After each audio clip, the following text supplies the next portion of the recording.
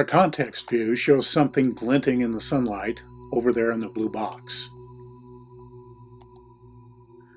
Moving in a bit closer, we can see that this thing emerges from under the sand, travels a couple hundred feet, and then descends beneath the sand once again.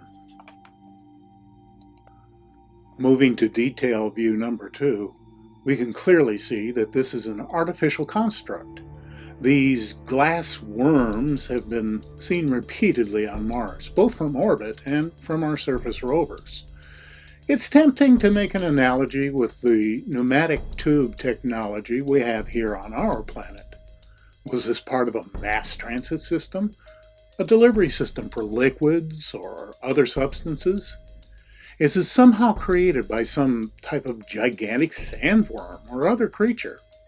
Its symmetry, the fact that it appears to be made of glass or plastic, the regularly spaced rings, it's just a rock, right? Our context view on this image shows something kind of symmetrical over there on the left side. Look at this thing. It kind of looks like a semicircular file many of us have in our workshops. What in the world is this? The fact that it's sitting on top of the sand and shows no sand or other debris on its surface leads one to surmise that it came to rest there fairly recently. I'm more inclined to think, however, that given the proximity of at least 2 other anomalies, that it belongs to a grouping that is possibly industrial in nature.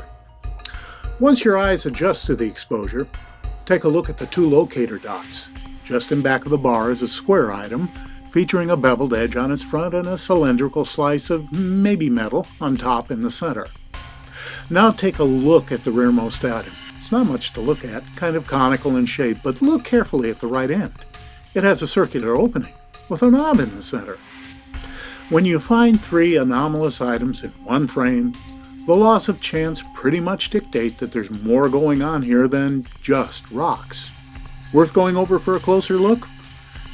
Not so much if you're from NASA. Our next context view shows what looks like an S inside the circle. Moving into our detail view, things come into better focus as the contrast is adjusted just a bit. Is that really a bas-relief S carved into the stone, or just fortuitous erosion? I believe the question is answered by the 3-sided rectangle just to the right. 2 perfect 90-degree angles, a recessed center portion, and a knob of some kind exactly in the center of the right side. My conclusion? Not natural. The S figure is seen repeatedly by Mars anomalists all over the world. What does it mean? And is it actually intended to be an S from our Arabic alphabet, or is it an alien symbol with an entirely different meaning? The next context view has what looks like a pale blue bottle in the left-hand corner. Moving in for the detailed view, we find an urn-shaped rock about 4 feet long, covered with intricate carvings, some of them quite deep. Was it a marker of some kind? An elaborate balustrade from some crumbled palace? The markings seem almost Navajo in nature, resembling the beautiful designs found on native pottery.